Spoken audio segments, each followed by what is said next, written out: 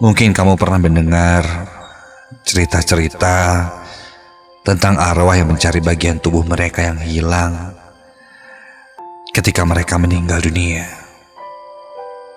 Banyak yang bilang ketika seseorang yang meninggal dan jasadnya tidak lengkap, tidak sempurna, maka arwahnya akan terus bergentayangan dan mencari anggota tubuhnya. Tentang hal-hal seperti ini sebenarnya aku tidak terlalu mendalami, apalagi mempercayai kebenarannya. Dan aku juga memang tidak pernah punya pengalaman spiritual semacam itu. Kuliahku, aku mengambil jurusan kedokteran yang memang mengharuskan aku untuk selalu berpikir rasional. Setauku dari ilmu yang kupelajari, tidak ada hal-hal seperti itu. Jadi tidak ada alasan bagiku untuk menjadi penakut akan hal-hal mistis. Namaku Rafli. Aku seorang mahasiswa kedokteran gigi di salah satu universitas di Bandung. Sehari-hari yang kupelajari adalah tentang anatomi tubuh manusia, ya, terutama yang berkaitan dengan gigi. Tak pernah terlintas sedikit pun di benakku akan pengalaman mistis yang akhirnya aku alami sendiri ini. Pengalaman yang berawal ketika aku sedang mendapatkan tugas kuliah dari dosen di kampusku. Waktu itu aku dan teman-teman kelas ditugaskan untuk mencari gigi asli untuk kebutuhan penelitian. Aku sempat bingung di mana mencari gigi seperti itu. Setelah tanya ke beberapa seniorku, katanya biasanya mendapatkan gigi yang bisa dijadikan bahan penelitian itu di rumah sakit yang ada di sekitaran kota Bandung. Sudah pasti teman-temanku yang lain berangkat ke rumah sakit, dan pastinya aku sudah kehabisan stok. Sampai temanku Daniel mempunyai ide lain. Dia bilang katanya ada satu lagi tempat untuk mendapatkan gigi asli.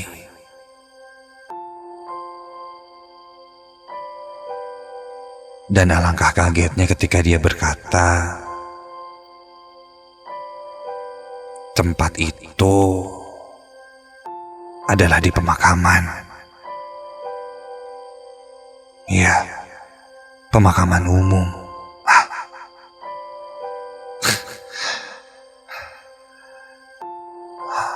Awalnya aku menganggap dia bercanda, tapi ternyata Daniel serius. Katanya dia tahu dari senior-senior yang lain. Ada satu kenalan kuncen di sana yang katanya punya beberapa gigi yang asli dan tidak terpakai. Selain gigi pun ada tulang belulang dan lain-lain yang dikumpulkan ketika proses penggalian ataupun menemukannya di tanah.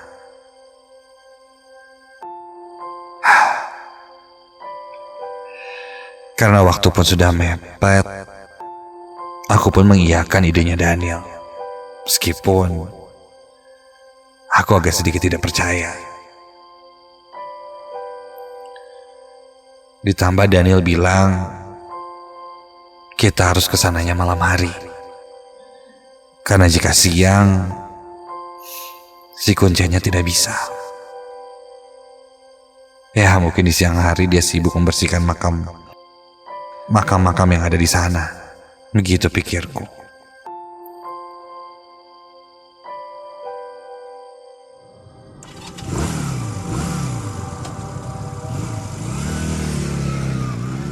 Aku pun ikut dengan motornya Daniel pergi ke pemakaman itu yang jaraknya lumayan jauh dari kampusku.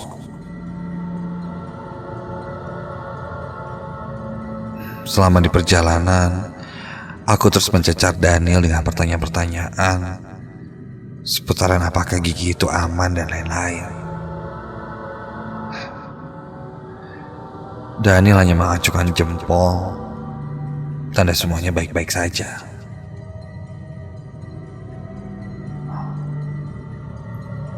Dia malah balik menakutiku. Katanya yang angker itu pemakamannya.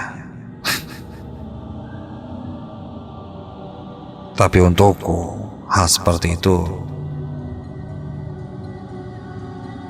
tidak ada.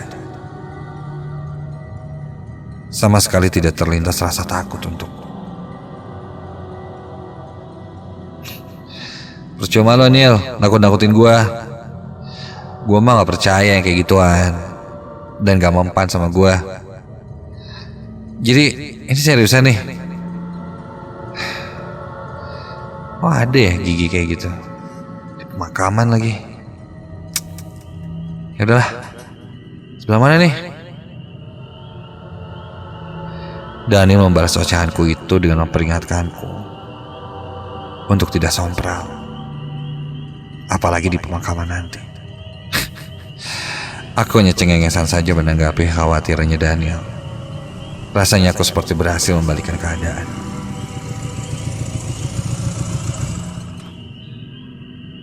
Sampailah kami di pemakaman itu. Suasananya sudah sangat sunyi. Bahkan suara binatang-binatang malam terdengar jelas di telingaku. Aku dan Daniel mulai berjalan memasuki area pemakaman, menuju sebuah bangunan kecil di ujung area pemakaman itu. Tebakanku, itu rumah kuncennya. Bangunannya tidak terlalu besar, tidak lebih dari 4x4 meter.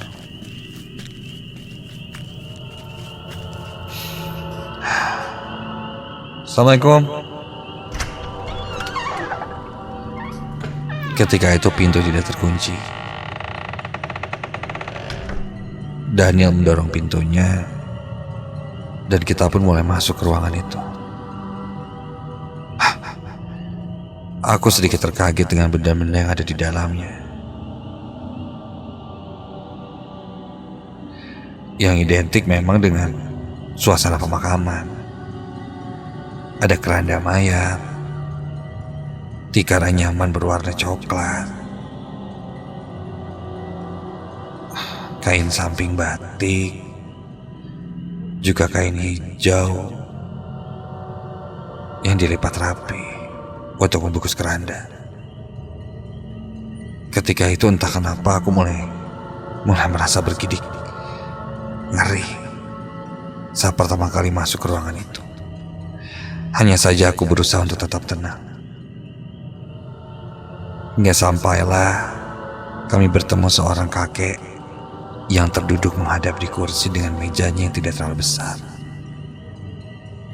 Daniel pun lekas menyapa kakek itu.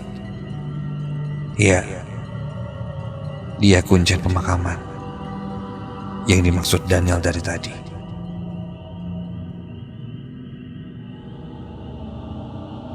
Daniel mulai bertanya tentang gigi yang akan kita gunakan untuk keperluan tugas kuliah. Kakek itu pun berdiri. Dia memakai baju koko dan sarung, juga kopiah. Jalannya agak sedikit pelan, namun tetap tegap. Untuk umuran seorang kakek tua, dia aku rasa masih sangat sehat. Aku dan Daniel diarahkan ke sebuah lemari kaca yang isinya tulang belulang termasuk juga gigi. Aku tidak ingin menanyakan dari mana semua itu dia dapatkan, takutnya malah menyinggung.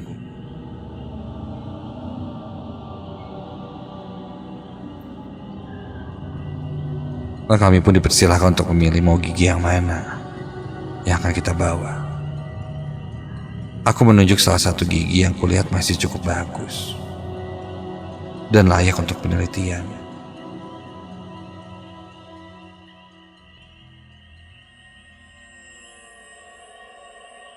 Kakek itu berkata kalau gigi yang kupilih itu sepertinya milik seorang anak kecil.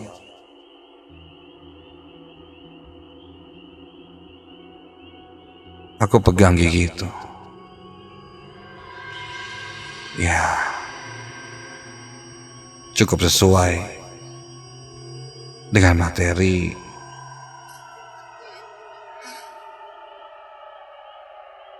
tugas yang diberikan oleh dosenku.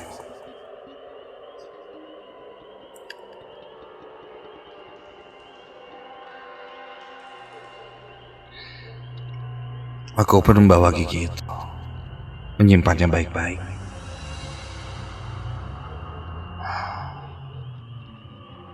Setelah itu, kami pun sedikit berbincang dengan kakek itu. Selama perbincangan, mulai ada yang aneh dengan tubuhku. Kepalaku berat, pusing sekali. Ditambah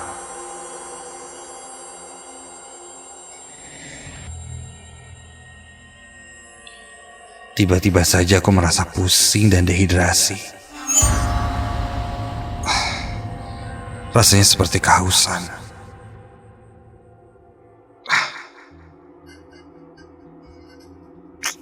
Kenapa ya? Kok tiba-tiba perasaan jadi gak enak gini sih?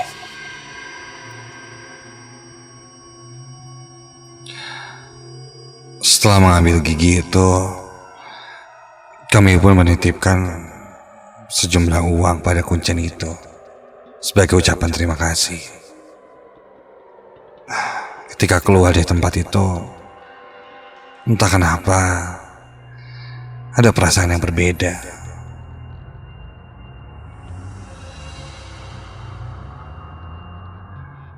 Suara binatang-binatang malam kali ini tidak terdengar. Bahkan angin pun tidak terasa malam itu. Hening dan sunyi. Berbeda seperti sebelum kami datang dan masuk ke rumah itu.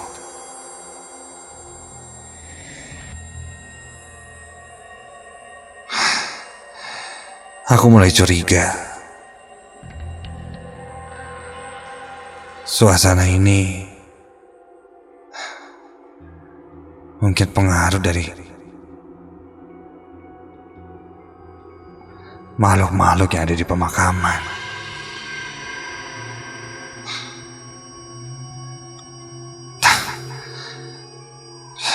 Ketika itu, kami pun buru-buru untuk segera meninggalkan tempat itu. Di perjalanan, aku bertanya lagi pada Daniel,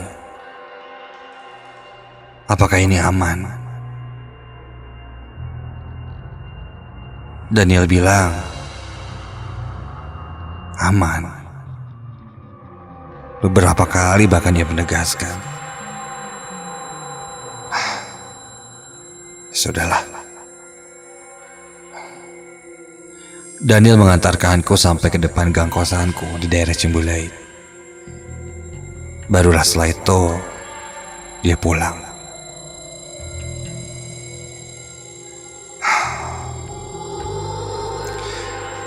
Kini aku sendirian. Aku berjalan masuk ke dalam gangku menuju ke kosan.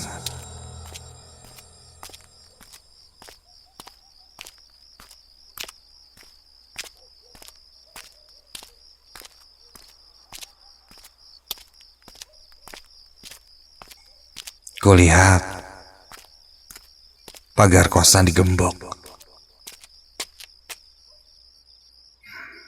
Karena memang sudah menjadi peraturan di kosan itu. Jika sudah malam hari, keluar masuk harus digembok.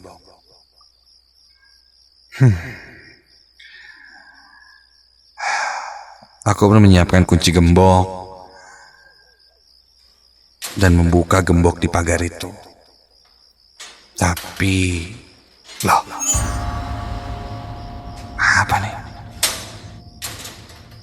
Kunci gembok ini macet. Kok gak bisa dibuka sih?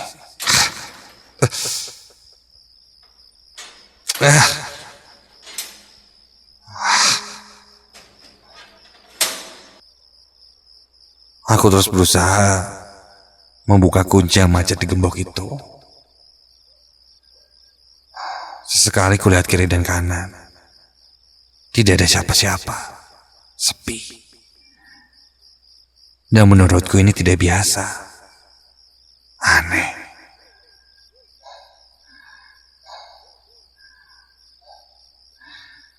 Yang lebih aneh,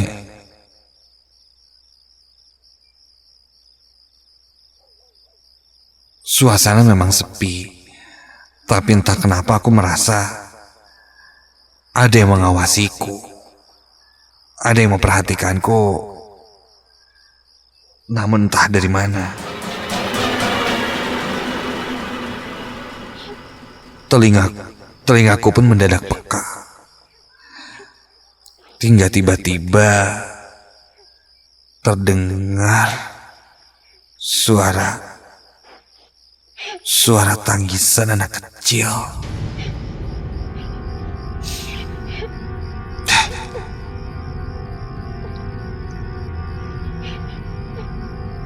Siapa ya?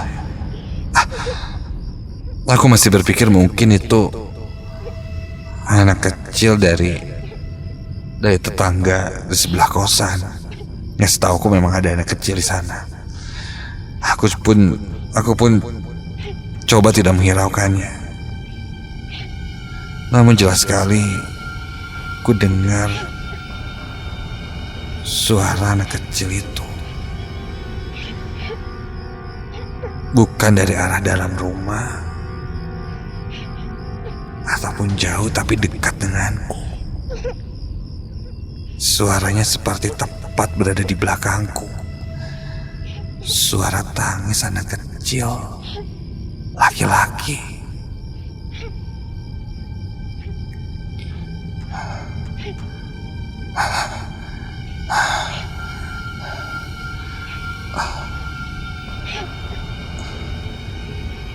Entah kenapa refleks aku langsung teringat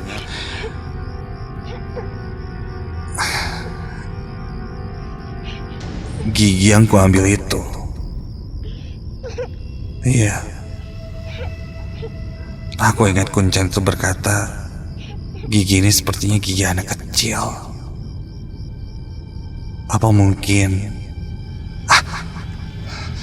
Aku terus berusaha membuka gembok itu sampai akhirnya pintu pagar terbuka. Aku buru-buru menutup lagi pagar, menggemboknya dan berlangkah cepat masuk ke dalam kamar kosanku.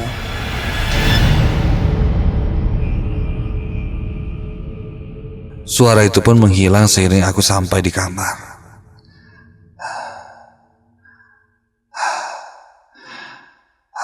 Akhirnya aku bisa merebahkan badanku di tempat tidur.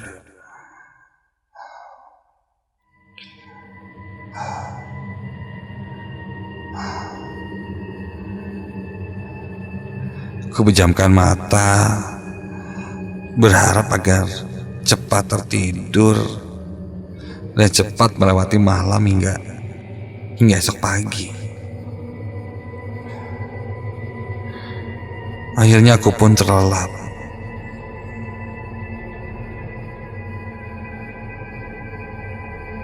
Sampai aku bermimpi. Di dalam mimpiku, aku merasa melihat sesosok anak laki-laki. Iya, anak laki-laki yang masih kecil. Umurnya mungkin sekitar 5 tahun. Ya, 5-6 tahunan.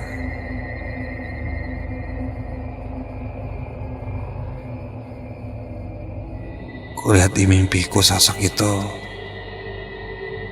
anak kecil itu sedang berdiri membelakangiku.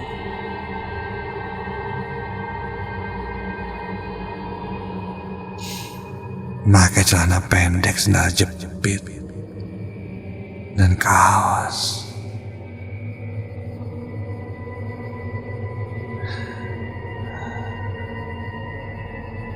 Aku dekati anak kecil itu.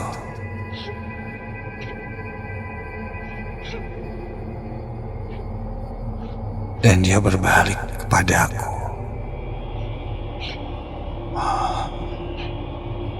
Seorang anak kecil laki-laki yang tampan, namun wajahnya agak pucat.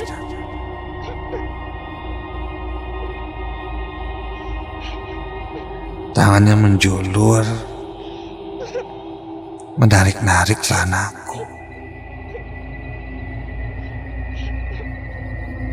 Seakan dia membangunkanku.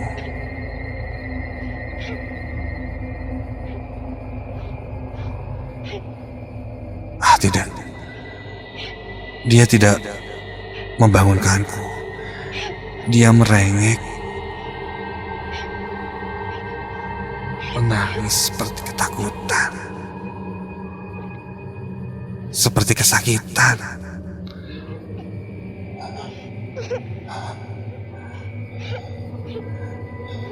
Dia terus menarik-narik celanaku. Ketika aku lihat lagi wajahnya, lihat matanya membelalak, mulutnya menganga, dan dia menangis darah. Dari mulutnya yang menganga itu keluar juga darah segar yang akhirnya membasahi badannya hingga sekujur tubuhnya kini basah, lengket, dan berbau amis. Seketika itu aku langsung terbangun.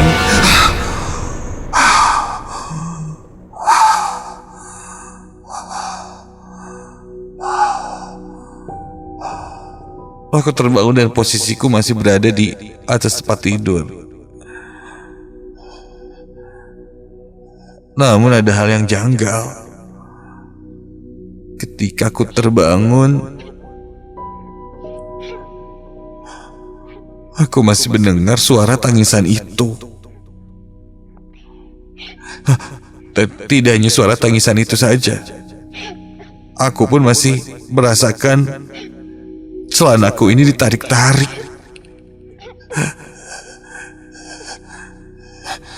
Dan ketika aku tengok, astaga! Jelas terlihat olehku sosok seorang anak kecil yang sedang jongkok sambil menarik-narik kakiku itu.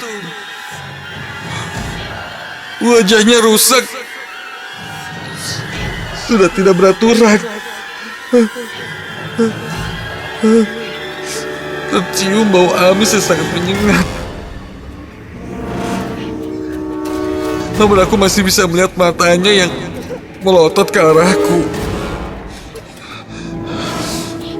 Dia menarik dariku sambil terus menangis kesakitan.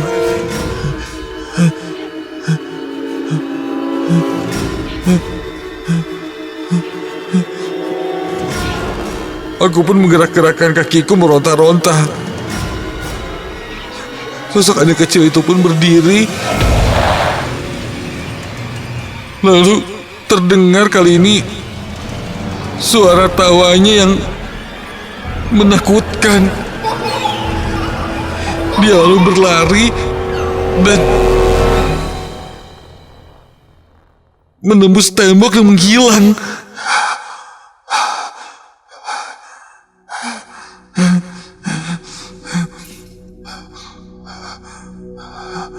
Kali ini sosok itu benar-benar hilang. Suara tangisan dan suara tawanya pun tidak terdengar lagi.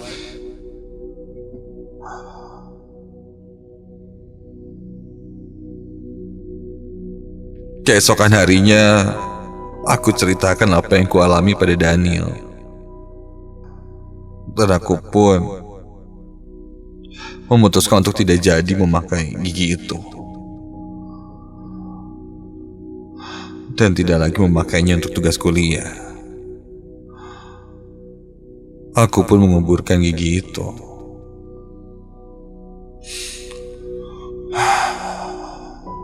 Di sana, aku berpikir aku tidak mau macam-macam lagi.